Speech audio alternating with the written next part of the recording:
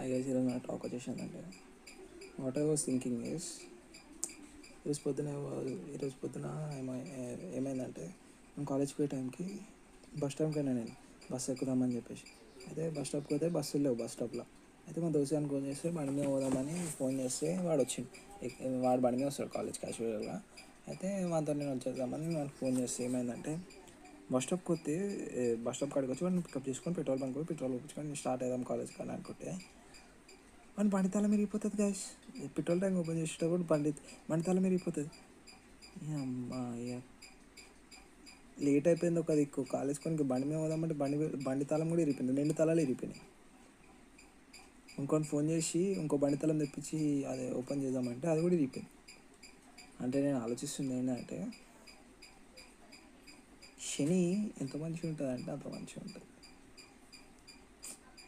ఏదన్నా అనుకుంటే ఎవరైనా ఏదైనా అనుకుంటే మా దోస్తులు అన్నారు నువ్వు రేపు కాలేజ్కి పోద్దురా అంటే నేను పోనీగా. ఎవరైనా అనుకుంటే గట్టిగా అనుకుంటే అయిపోతుంది అంటారు. నిజం అనుకుంటా.